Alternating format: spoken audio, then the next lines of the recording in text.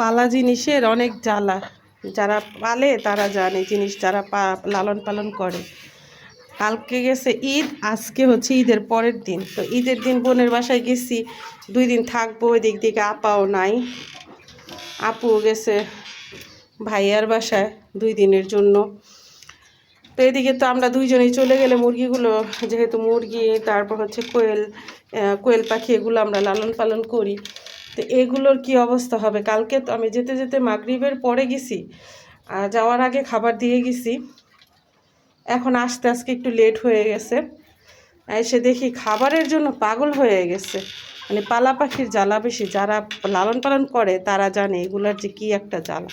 দেখেন ওরা খাওয়ার জন্য পাগল হয়ে গেছে। আয়সা ছাইরা দিলাম, দেখেন খাওয়ার জন্য একেবারে অস্থির হয়ে গেছে। খাবার দিলাম, পানি দিলাম।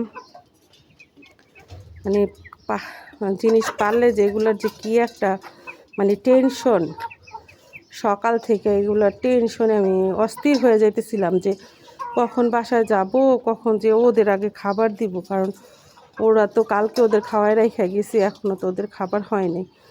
এই জন্য আইসে আগে ওদের খাবার দিলাম। এখন এগুলা ছাড়া থাকবে, আমি আবার একটু বাসায় যাব।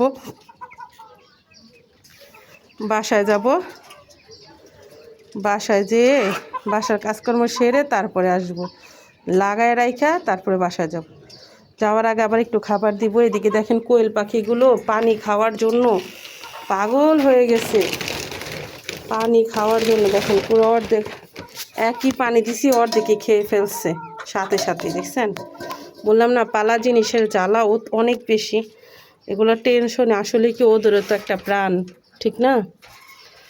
ডিম পেড়ে রাখছে, ওদেরও তো একটা প্রাণ। যাই হোক, যারা যারা লালন পালন করেন পশু পাখি তারা জানেন যে এটা কী কষ্ট, ওদের জন্য কি টেনশন হয়। যে দেখেন খাবারও শেষ হয়ে গেছে, কোয়েল পাখিকেও এখন খাবার দিব।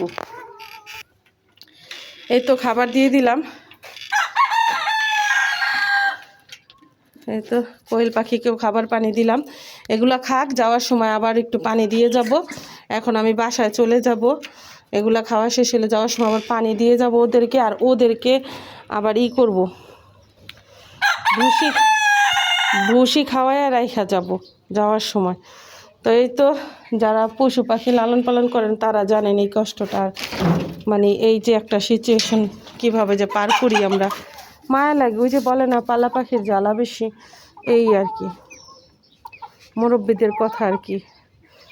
পালা পাখির জ্বালা বেশি, প্রচণ্ড গরম লাগতেছে, হয়রান লাগতেছে, অনেক খারাপ লাগতেছে।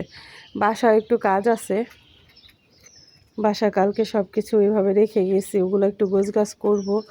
আমার কাজের আপাকে কল দিব, কাজের আপা আয়সা সব করে দিয়ে যাবে, পরিষ্কার পরিচ্ছন্ন করে দিয়ে যাবে। পরিষ্কার করার পর আয়সা ওদেরকে খাবার দিব, আবার একটু ভুসি দিব। খাওয়া শেষ হলে ওদেরকে বেঁধে রেখে তারপরে বাসায় আবার পুরান ঢাকায় যাব। এই হলো আমার বর্তমান অবস্থা। এখন ভুসিগুলা থাক, এখন আমি আপাতত বাসায় যাই।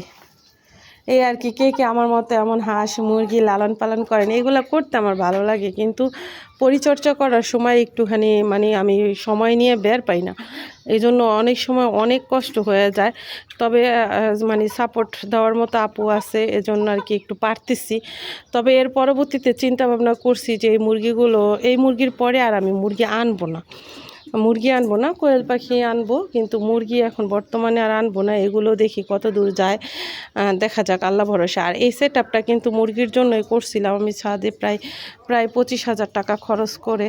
তো কিন্তু পারতেছি না, কারণ আমি হুমায়রাকে লালন পালন করতে হয়, তাছাড়া হুমায়রাকে মাদ্রাসায় নেওয়া আসা, আবার আমার নিজের একটা পার্লার, সব কিছু মিলাইয়া মানে আমি একটু আমার একটু কষ্ট হয়ে যায়। এজন্য ভাবছি, আর আপু ফুল সাপোর্ট দেয়, এজন্য আর কি এগুলো এখনও আছে।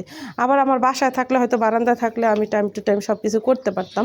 তবে এক বাসার থেকে এক বাসায় আইসা করাটাও কষ্ট হয়ে যায়। এটা তো আমাদের নিজের বাড়ি, আর আমি যেটা থাকি ওইটা আমাদের ভাড়া বাসা। তো সব মিলিয়ে আর কি, এই আর কি। তো ঈদের পরের দিনের এই যে দিনটা আমার কীভাবে কাটলো মানে দৌড়ের উপরে, এই আর কি আপনাদের সাথে শেয়ার করলাম। তো এখন বাসায় যাই একটু কাজকর্ম করে তারপর আবার ওদেরকে আটকে রেখে যাব, এই অবস্থা। তাহলে আল্লাহ হাফেজ আজকের মতো।